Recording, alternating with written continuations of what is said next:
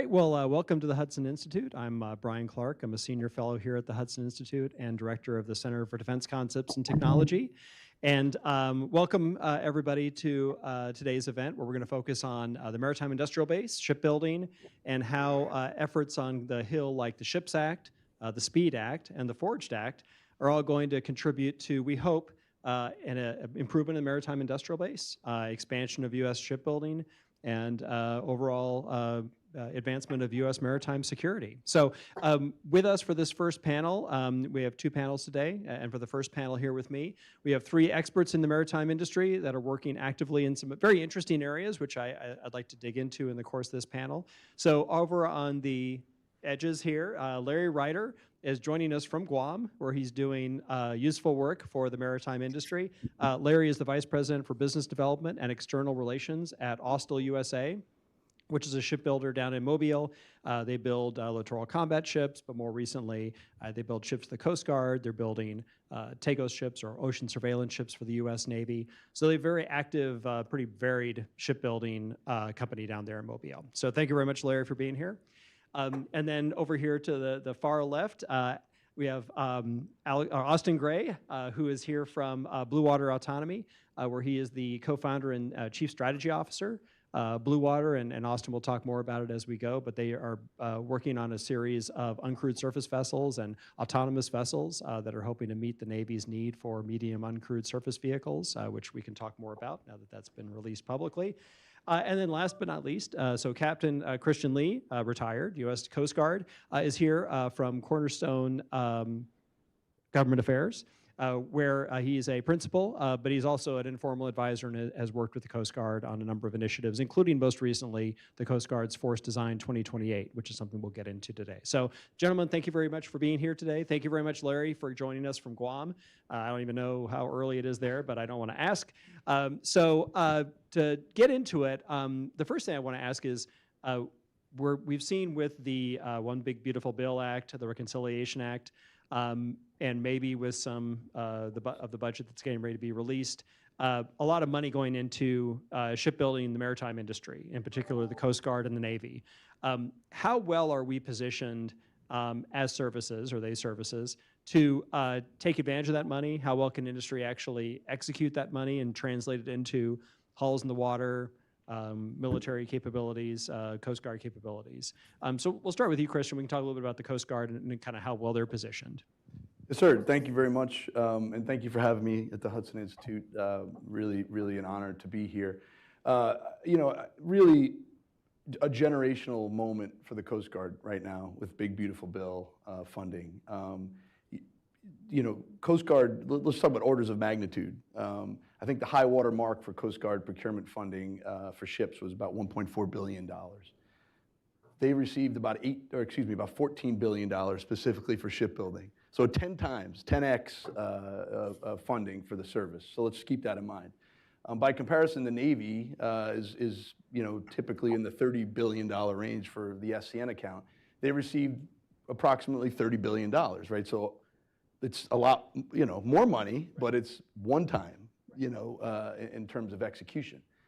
So like keeping in mind the relative scale of that for the service is important. But there's no question that this is a no-fail situation for the Coast Guard. They have to rise to this moment. The service, as many know, has been sort of historically underinvested in, and it's piled up. And we'll talk later about some of the structural changes to sort of meet this moment in time for the service that they're going through. But I think you talk to the senior leadership, you talk to folks that are charged with executing, they're all hands on deck right now. They are running around building plans to move forward. I mean, we learned this week that OMB is driving the services to not even execute within the 4-year window of availability for Big Beautiful Bill funds, but by the end of fiscal year 27. That's 2 years and a month from now to execute $25 billion to a service that struggled to execute $2 billion in a year. So you have to come at this in a completely different way. So they're looking at vessel construction manager models, looking at different ways, OTA authorities and other ways to execute money at scale and speed. And then some that are maybe a little more controversial in terms of looking at options to build overseas. We saw a big announcement this week with Bollinger partnering with 2 Finnish shipyards to sort of operationalize the ice pact. We'll see where that goes, but I think all options are on the table for the reasons that we mentioned. Yeah, and thanks, Christian. And then we'll talk more about, as we go through here, kind of where is industry in terms of being prepared to execute, and also what are some of these new approaches that the services are going to have to use to be able to get their arms around executing a large amount of money in a short period of time and doing it in a way that actually delivers product and not getting wasted. So I think there's a lot of things we can do there. So, hey, Larry, I want to jump to you. So the Navy is getting a big chunk of this money, as Christian was saying. Maybe a little bit more experience, a little more bandwidth in terms of executing that kind of funding. But a lot of it's supposed to go to new platforms like the landing ship medium, LSM.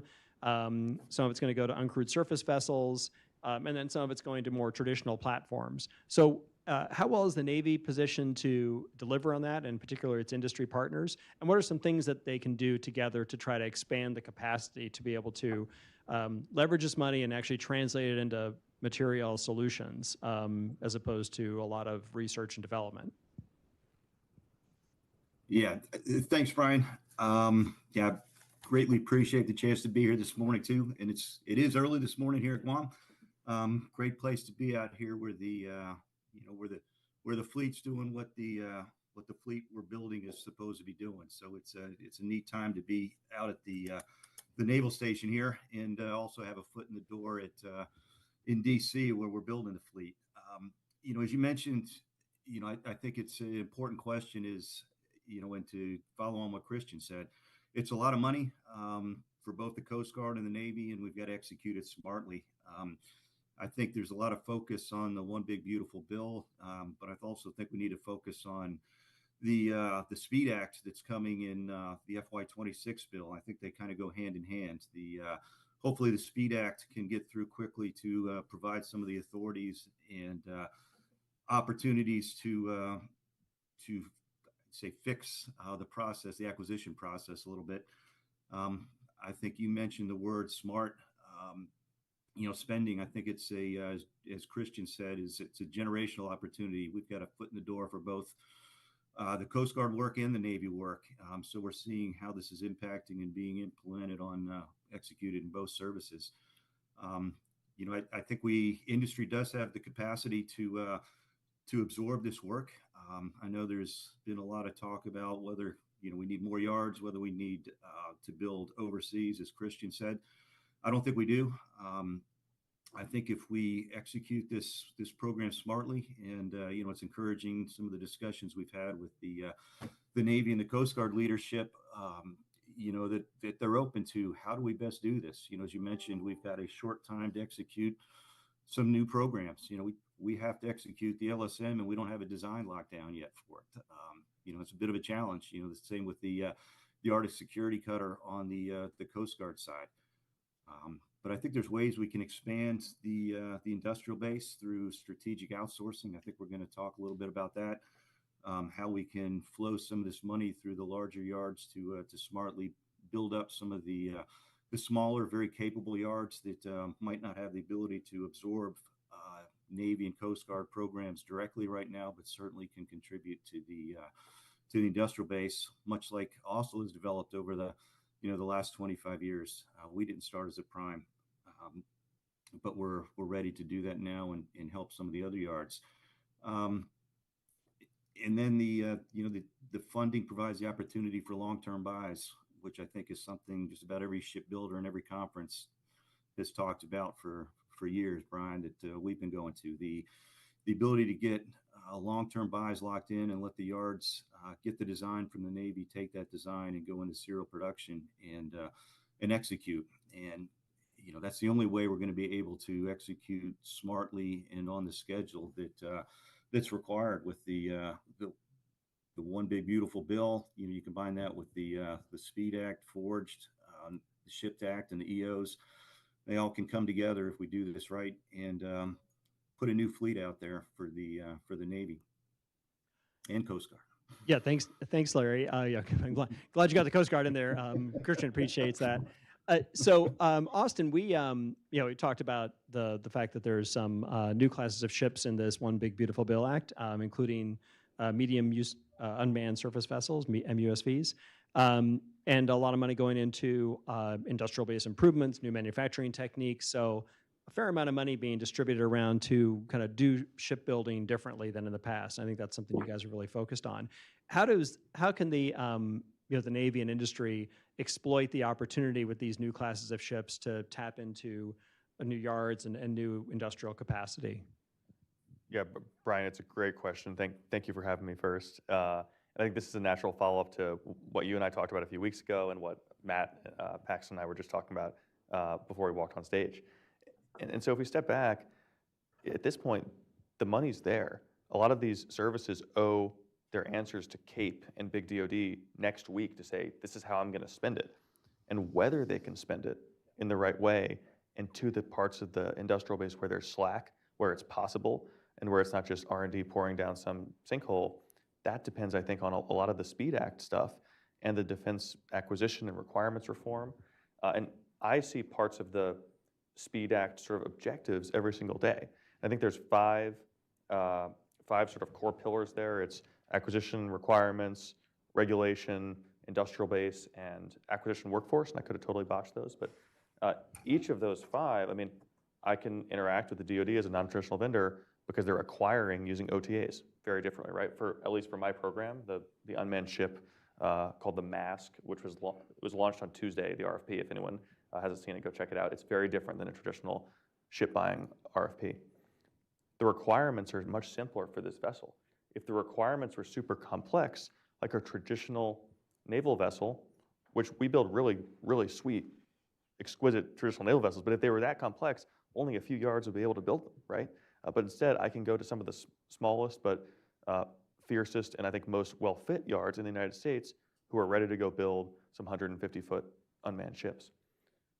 The acquisition requirements we went through, the industrial-based money, you just talked about all the different types of money that are going in there for manufacturing tech, for all types of equipment to be laid down at yards.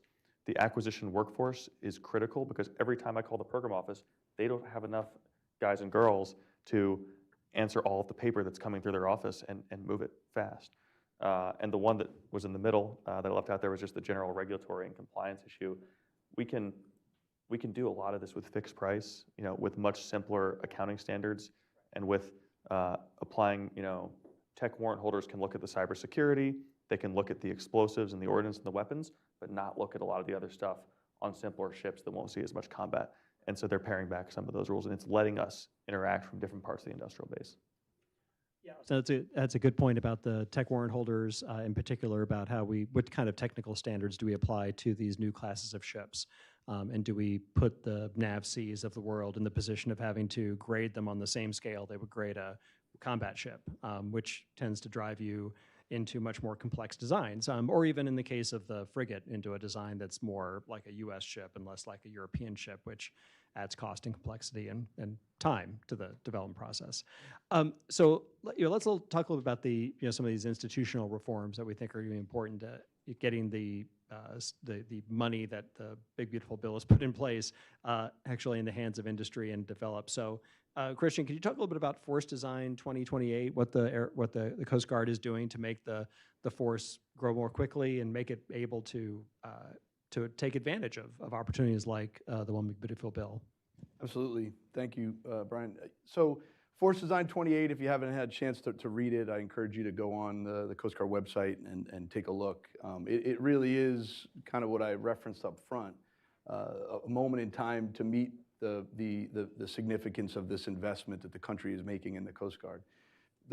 Probably the largest and most kind of banner line of the effort is this creation of the Coast Guard Service Secretary position. It hasn't existed in our history and would be a significant change for the service. What I believe is a very positive and needed change.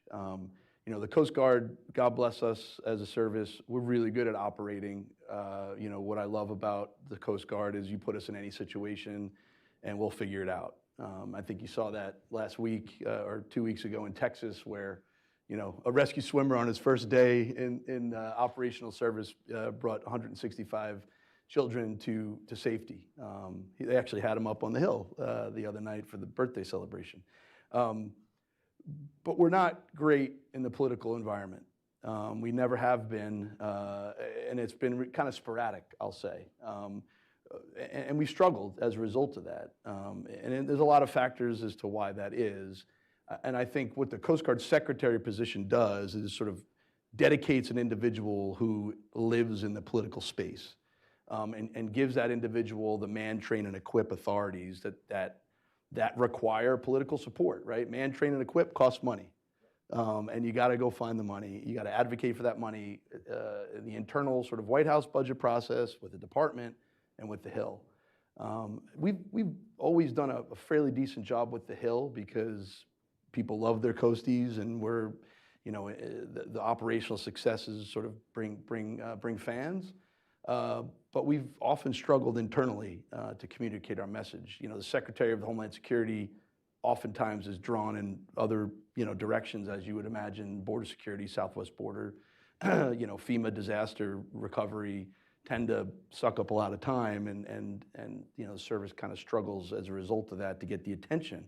But I think you immediately saw the impact. An individual, Mr. Sean Planky, is currently serving as the senior advisor to the Secretary for Coast Guard Affairs, but he's kind of filling that role, and I think his involvement in the process leading up to the request for the big, beautiful bill was critical to us getting this investment. So sort of the proof is in the pudding to some degree. Now we need to maintain that momentum. There's language in the Coast Guard authorization bill that was passed out of the House. We'll be conferenced with the Senate. I encourage those of you that are fans of the Coast Guard in here to support that going forward, because I do think it's important for their ability to execute this money, for their ability to be a better partner with industry, and that's sort of the crowning element of Force Design 28. It also brings in, brings back what's old is new again to some degree, the chief of staff role. I lived through a period of time we call peer governance, where decisions go to die, was how I used to call it. And you govern in that way, you end up with blended results, right? So the blended course of action always wins, and that's not always the right choice. Having an individual dedicated to driving decisions down instead of up, which was happening because no one was feeling empowered to make decisions. And then finally, this PEO structure. To me, that's kind of where the bigger questions are. How well do we execute, really carrying out acquisition authorities at speed, at scale that's required? They are talking and acting in ways that is very positive right now, but we'll see. It's a lot of money, as we mentioned up front. And then I think the other part that's interesting, and to my friend Austin here, gets him excited, I know, is the Coast Guard is really trying to flip the script on their technology adoption approach. We love free stuff. We always have in the Coast Guard. We love to ride the wake of DOD and pick up the scraps like a remora to some extent. But they're trying to really turn that on its head and now be the lead adopter of technology. And they're creating a program office specifically for autonomous vessels, for man-machine interfacing, remote sensing. And so that's exciting. And there's been some investments made in Big Beautiful Bill towards that end. And the service is really reshaping itself to move forward with that. So one of the questions I was going to ask you was, with the PEO structure, creating a PEO structure, would that allow Coast Guard to now do more of this acquisition in-house? Because I think a lot of times they've turned to the Navy to do acquisition of larger programs or other services. I mean, it seems like this would be a good way to bring it in-house and maybe at least be be responsible for your own, program. Yeah, no, I think so, and no knock to my Navy brothers, but they're not killing it either, right? So somebody has to do this a little bit differently. I think both services would benefit from doing it differently, which gets back to what we talked about in the beginning. And you see the Navy talking about this VCM approach, and the Coast Guard sort of doing the same thing. So I think both services, should kind of help each other figure this out. Yeah, so Larry, I wanted to ask you about some of these improvements, with the idea of the vessel construction manager, but more importantly, how yards like yours, a tier 2 yard that is until recently not really been a prime very often. How are you able to expand the capacity of the shipbuilding industrial base? And what are some examples of how Austal's done that over the past few years? Yeah, thanks, Brian. Yeah, I think we're attacking it two ways. First, as we've done over the last 20 plus years, we're expanding our infrastructure. Our capacity, what we can do in Mobile, the ability to tap into programs like DPA, matching funds, potentially if some of these new programs come through with the Maritime Opportunity Zones and some of the other financing support programs, they're going to help us continue to grow. We've got $800 million of expansion going on right now. So that's what we can do for ourselves. But I think the other big piece that Austal and some of the other tier 1, tier 2 yards can do is help with building out some of the smaller yards with executing some smart strategic outsourcing. We've seen, that dumping large programs on good smaller yards probably isn't the right solution. We've seen several failed programs that I think where we set some yards up for failure. So you've got in the reconciliation bill, for instance, there's funding for a second LCU yard. How do you do that smartly? Do you go out and find a small yard and dump a new program on them, or do you go through a larger yard and task that larger yard to mentor and grow the industrial base that way? I think those are two clear priorities, and then you get into the other elements of the Reconciliation Act that where folks are focused on the shipbuilding money, as are we. I mean, the money's great, but there's a lot of money in there also focused on infrastructure development, advanced manufacturing, continuing some of the work of the MIB to build out the technologies, make us more efficient where it makes sense, incorporate some advanced manufacturing into the process across the industry. We're working on some pilot programs for the Navy now, and in our yard in Mobile that we hope to successfully implement and roll out across the rest of the industry, and help both address the efficiency, reduce some of the manpower requirements, because we're all struggling with bringing the folks we need into the yard. So I think there's a lot of focus on the right areas. I think again, that the reconciliation bill, but also the SPEED Act combined provide the authorities to do some of these new program or new infrastructure enhancements and increase the industrial base to absorb these programs. Thanks, Larry. So, Austin, I wanted to ask you about that idea that trying to bring a lot more yards into the business, taking advantage of advanced manufacturing techniques. You guys are building an entirely new class of ship that we only really learned about the requirements for them this week, and the Navy expects to turn this around pretty quickly. How are you going to be able to translate this RFP into hulls in the water within a couple of years? And how do you take advantage of the existing industrial base, and how do you take advantage of advanced manufacturing to do that? So I think that this, RFP is a result of, not the traditional process where companies are going to read it and then write about how they would respond to it and then be awarded and then go and start doing it.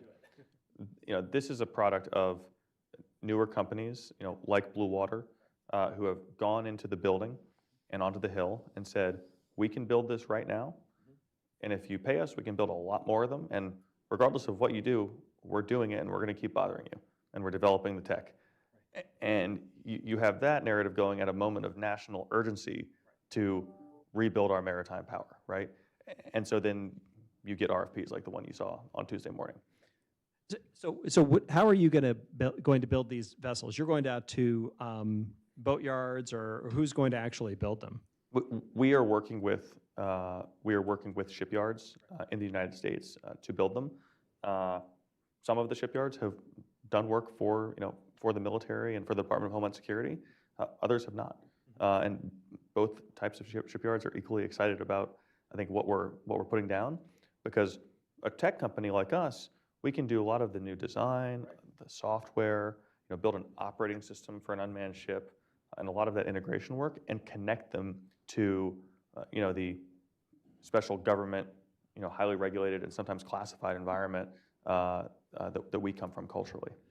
And one of the things you're focusing on, as I understand it from our previous discussions, is the autonomous operation of the hull and mechanical, electrical systems, the infrastructure of the ship, if you will. Whereas I think a lot of companies have focused on the automation of the control systems for it.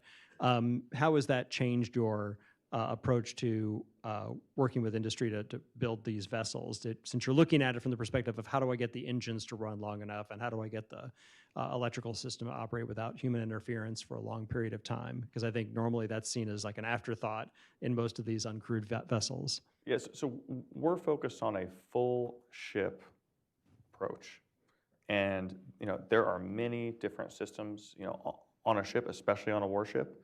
The hardware and software is very complex, and then anytime you're taking humans off, if you're taking people out of the engine room, if you're taking people out of radio, right, or if you're taking people off the bridge, you're going to need some software that at the very least is doing automation, and in some cases probably has some autonomy that can solve problems that a human's brain would otherwise solve, because your comms pipe is not getting any wider, right?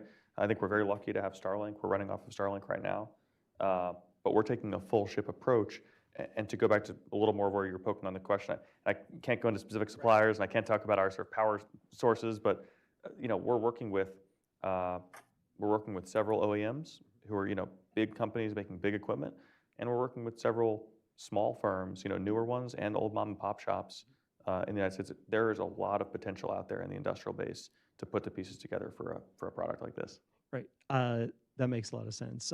So Christian, we talked a little bit about the Coast Guard and becoming more of a technology adoption leader as opposed to a follower. So how do you think the Coast Guard is going to be able to translate this investment, the sort of generational investment that we're getting, and some of the reforms that are in the SPEED Act and the Forged Act, I think will also kind of redound to the benefit of the Coast Guard when it's doing procurement. Is it going to be able to take advantage of these funding and legislative reforms to be able to speed up its ability to adopt new technologies?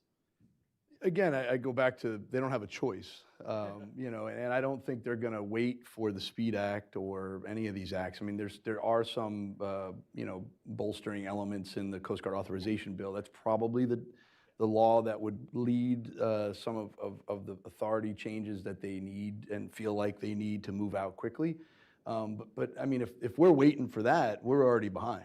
And frankly, if we're not issuing RFPs or moving forward the next probably month or so, we're already behind. So, yes and no, I guess is the answer. So one of the challenges that the services all face is personnel and maintenance, two costs that come in down the road, and that the One Big Beautiful Bill does not give them a bunch of extra money to do readiness, to pay for people, to pay for maintenance, to pay for operations. So they're going to have to come up with ways to use technology to hopefully drive down those costs for how many people do I need to operate the system, how much maintenance does it require, how can I lower that operations and sustainment cost down the road. Is the Coast Guard looking at ways to try to reduce that burden in terms of how many people you need per ship or system to manage that growth? And what are some of those automation technologies, are they being incorporated into the fleet now? Again, I think the answer is kind of yes and no.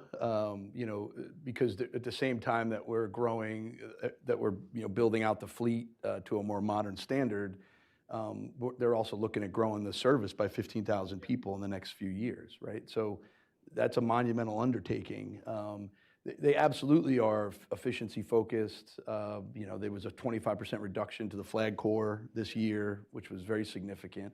But these are, any of us that live in the budget world know this is like peanuts relative to the whole, right? So, the idea of getting more efficient with what you have, but frankly, from the Coast Guard, it's growth. They need to grow to sort of meet the demands that the nation is putting on the service, and that's a message we just haven't effectively communicated in recent years. So we've always been the one that does more with less, right? And it's a little bit of now is the time to do a little bit more with more, and so we're always there. Coast Guard's always looking at efficiency. We've always been, in my opinion, one of the best stewards of taxpayer money.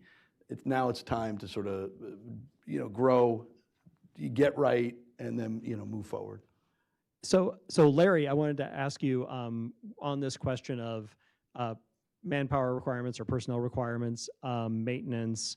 How are you at Austal looking at new designs as a way to reduce future operations and sustainment costs, to try to reduce the number of people needed on a ship, to reduce the amount of maintenance it requires, the cost of that maintenance? Are you looking at ways to incorporate those features into future classes of ships? Because it seems like that's part of what the investment from the reconciliation bill would help facilitate. Yeah, we certainly are. It's really the heritage of the ships we've been building, especially the LCS and the EPF, were based on commercial designs that were focused on minimizing the crewing requirements. So that's kind of in our DNA. I think a lot of it has to be driven though by requirements and what the Navy's willing to accept and what the Coast Guard's willing to accept and what they're willing to pay for up front in order to get that savings in the past. It's something I think we've been dealing with for years, where there are opportunities to bring technologies in early in the process that will provide a great savings down the road. I think a lot of what we're learning with as we develop autonomy for the incorporation into platforms, it's what we saw with the I think with EPF 13 and the work we did there with the Navy in particular, that a lot of those technologies that we incorporated into to that test bed to allow the ship to operate autonomously, have been used to operate the ships, with fewer people and with higher reliability by using all the technologies and systems we installed to take the crews off the ship. What they are being used for now is to reduce the crew size on the ships and also improve planning for the availabilities when the ships do come into port. And I think the other piece is that I think is some potentially low-hanging fruit on it is the contracting approach for how both the Navy and the Coast Guard do their maintenance, and to do it in a more sustained, forward-looking way, instead of treat each availability as an individual point in time, and to go into contracting structures that allow for longer-term relationships between a yard and a platform or a class of ships. So you get that knowledge over time that allows you to better maintain the platforms for the Navy and the Coast Guard, and put those ships out to sea in a higher state of readiness, rather than each availability being a new adventure for a new builder that doesn't have the history of the platform and the vessel class. And then I think the other piece that I put out there is the growing use of advanced manufacturing to rapidly get parts into the hands of the sailors, of the crew, to get the platforms fixed, to make it more efficient, to make those repairs, and simplify the work of the crew with extended reality, virtual reality, combined with the ability to print parts on demand. So, Larry, Austal repairs ships as well as builds them, so it's one of the few yards that does both of those things. Have you been able to parlay the lessons from doing ship repair into the design, or the detailed design and the specific configurations of the ships you're building? Yeah, I think LCS is a great example of the of how we were able to do that. We've been involved in the maintenance of the littoral combat ship platform from the start. That's part of the reason I'm out here now instead of there in DC with you today. But with a long running program like LCS, we were able to absolutely learn those lessons with the working with the crews and incorporate those back into the production process in the yard. And I think that that goes to that relationship in contracting strategy. We were able to have the contract to do a lot of the maintenance on LCS after they were delivered, which gave us the ability to roll that back into new production because we had a long running, stable program, and LCS did become a nice stable program on the production side. So we're looking to do the same thing with the Coast Guard in the offshore patrol cutter program that we're working closely with the Coast Guard to get those ships fielded, convert that to potentially into a block buy, and put a maintenance strategy in place that allows the builder and the OEM to have a long-term relationship, so that we can do the same thing, learn those lessons, incorporate it into the production run, and deliver increasingly more reliable ships as those block buys are built out. So thanks, Larry. So Christian, on the OPC specifically, so the reconciliation bill puts a bunch of money into Coast Guard shipbuilding. There's been some changes in the OPC program and who's been doing that work. And then you've got the Polar Security Cutter, which also moved to another shipyard. So how is the Coast Guard, maybe with this new PO structure, going to be able to lock in requirements and make sure they've got a partner in industry that's able to deliver the ships at the scale that are expected? I hope that answers yes, because they have to. Again, OPCs, that's a really difficult issue, right? For those of you familiar with it, the Coast Guard has announced the cancellation of 3 and 4, and there's an RFP on the street to, doesn't necessarily say OPC, but I think everyone understands it's OPC 1 and 2 to get finished somewhere else, right? And that's, for me, having sort of advocated for that program during my Coast Guard days to the Hill and so forth, it's sad, because Eastern Shipbuilding is a really good shipyard in this country, and maybe it gets to the conversation we were having earlier as far as helping Tier 1, Tier 2 shipyards be successful, or excuse me, Tier 3, Tier 2 shipyards be successful. But the Coast Guard and that's a complicated story, so no need to really go further there. But we need to be more focused on helping yards be successful, rather than what oftentimes feels punitive. This whole idea of awarding a contract to a Tier 3 or a Tier 2 yard, and then you pop champagne and you're excited. The next thing you know, it's like, now we're going to hold you accountable for everything, which is fine and important, but there's got to be some, I think, now moving forward, because the funding going to these larger Tier 1 yards, they're filled up. Right. And so you need the Tier 2s and the Tier 3s to step up, as you mentioned. So how does the government now change its mindset to have ownership in making them successful? Larry mentioned it, sort of that mentor protege approach that has sort of formal connotations in the SBA cycle, but some kind of crawl, walk, run approach where we're helping these yards be successful rather than giving them a bunch of money and then expecting them to be perfect at executing a government project the first time.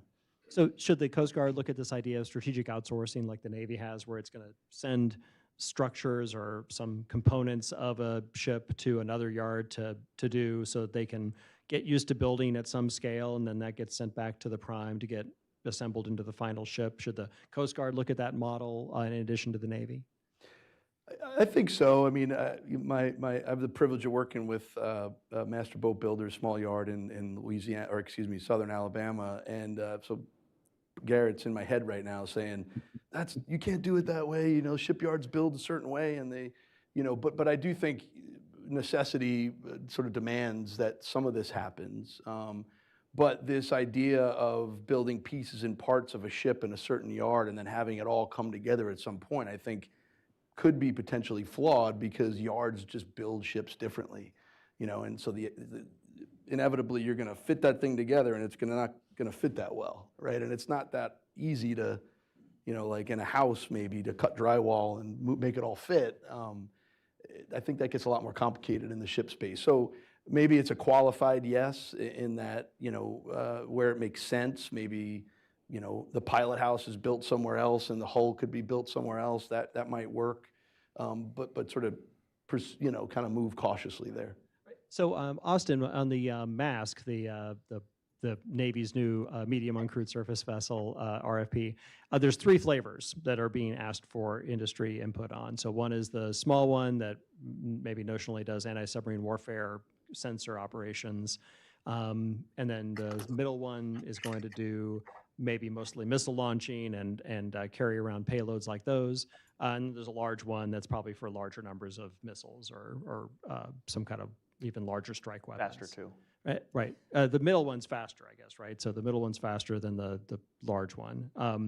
So it seems like there's some use cases that are implied by the characteristics they're demanding in these 3 different vessels. So do you see that you could have one vessel be configured to support all 3 of these applications? Or are we looking at 3 different vessels from 3 different builders? Is it going to create this complexity, or do we think a single builder could maybe build all 3 classes through some modular approach? So it's a good question. It's going to be multi-award, right? They're going to put multiple. I wouldn't say multiple players on the field, but that's sort of what they're going to do industry-wise. I think if you step back, right, if you try to have one person or one designer, one shop do everything, well, we've tried that, right? We've tried layering all of our requirements onto one platform. We've tried it in all different, shapes and sizes, and pretty much every decade we go through this in some way. If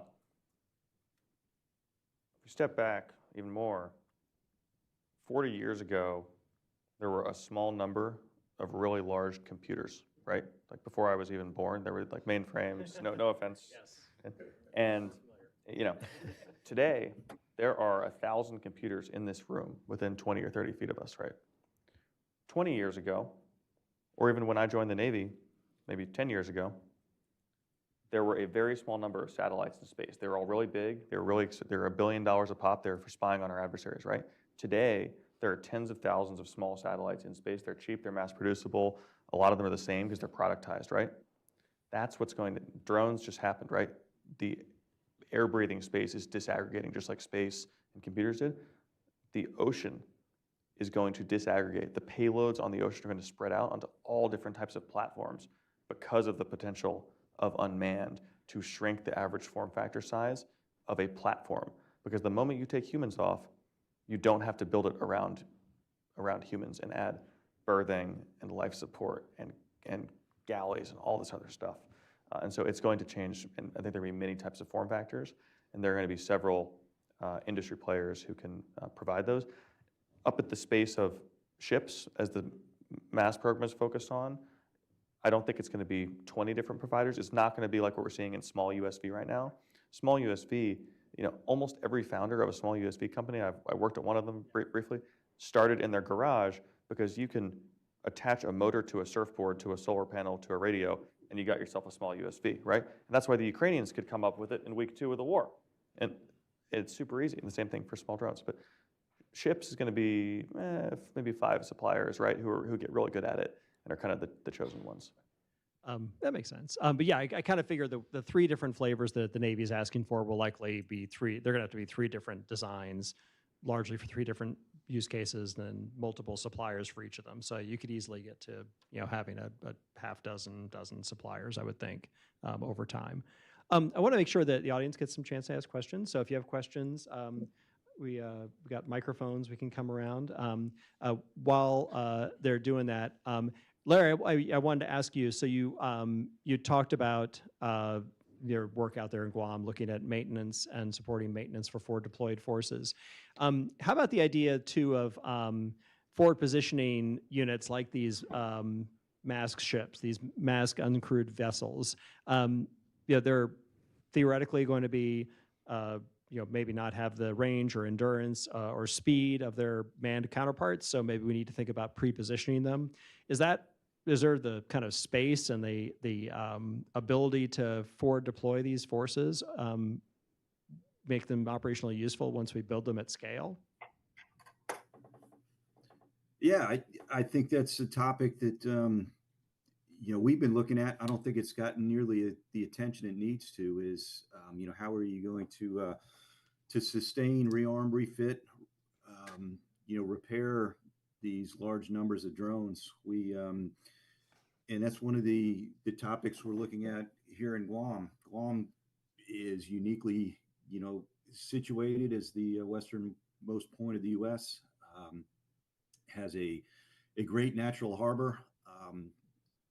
Had a history of being a Navy hub.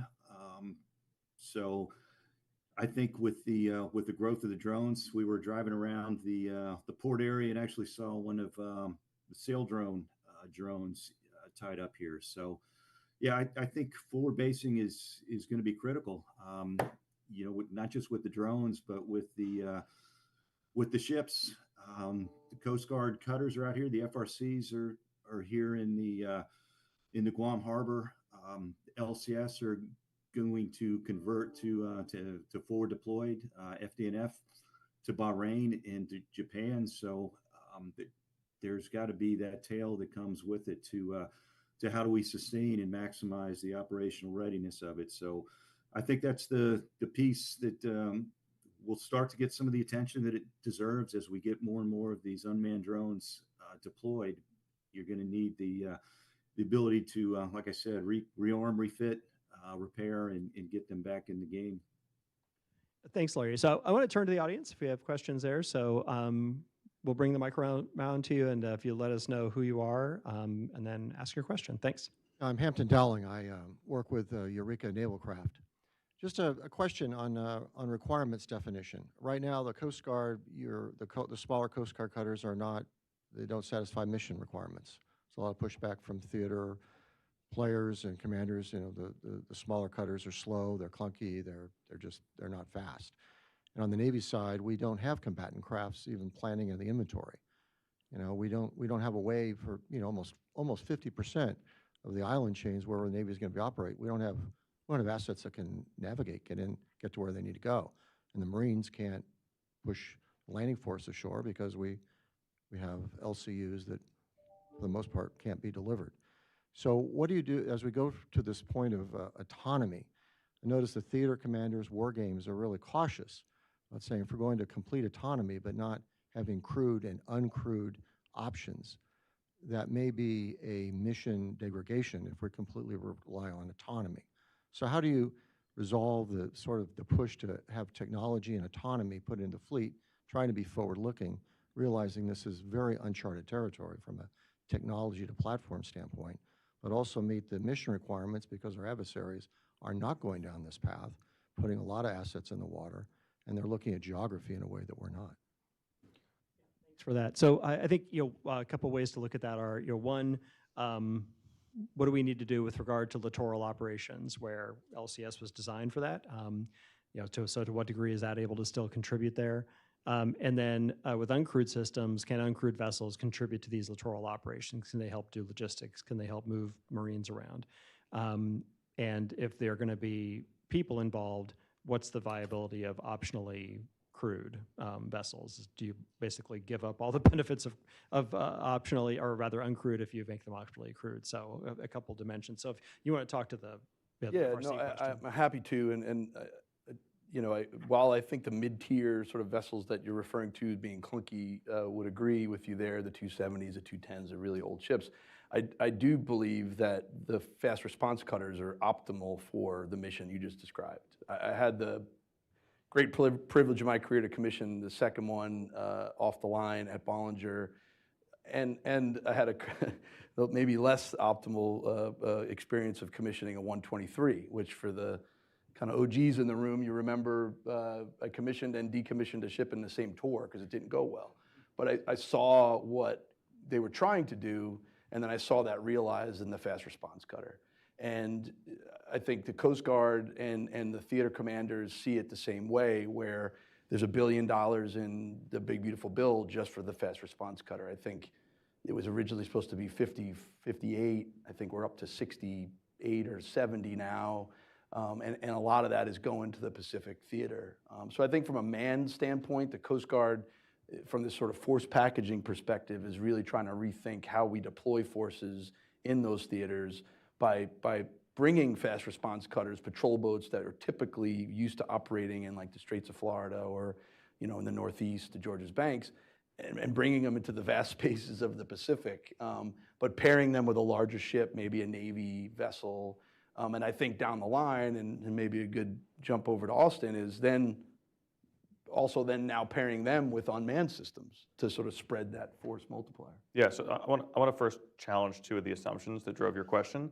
So none of the war games are saying, let's jump entirely to unmanned and not invest in the manned fleet. Bryan's probably the most credible person on naval war games and force design in this hemisphere, and I read all the stuff that comes out, and it never says that. It says, this is a way to hopefully stay ahead on technology and to allocate resources to parts of the industrial base that have slack and where there's a little more going on to help out the main sort of 10 shipyards that are, if it's 10, who are providing most of the fleet. So that's one. The unmanned will complement the manned fleet. And the second assumption I want to challenge is saying that our adversaries are not doing this, that they're just putting mass in the water, is also, I think, the wrong premise to base our thinking off of. Our adversaries, the Chinese, have a very robust manufacturing industrial base. The Russians actually don't. For maritime, their shipbuilding industrial base makes ours look not that bad, actually. It's rustier. Their aircraft carrier burned down from the inside years before we did that to the Bonhomme Richard, right? Every problem we have here, the Russians have it worse. They have a shrinking population. They have crazier politics. If you think our politics are bad, try the Kremlin, right? Every problem there is worse. The Russians last week, they blew up, I think, a mock aircraft carrier with a small USV. That's just a small USV, right? They're doing this in the Black Sea on the water. The Chinese have 5 times the UUV prototyping product velocity that we do. Our Navy has been trying to get XL UUV, which is a very important program. They've been trying to get it right for the last couple of years. It's going, it's not the thing I'm focused on, it's going. The Chinese have 5 of them in the water they're testing out and iterating on already. And I could write a book about the sort of ways the Chinese are leveraging their very robust industrial base to use and advance on unmanned. And if we let them get ahead of us, that is a self-inflicted, unnecessary wound that we can't afford right now. And Larry, on your part of this question, the littoral operations, obviously LCS was designed for that. LSM was designed to support that as well. Are we going to be able to execute on these smaller combatants to be able to get them in the water to support the kinds of operations we're discussing here, like in the first island chain? Because it seems like right now that's an area of the fleet that's been, if anything, it's been going backwards because the frigate program has turned into such a mess right now. Yeah, I'd say the LCS, the Indy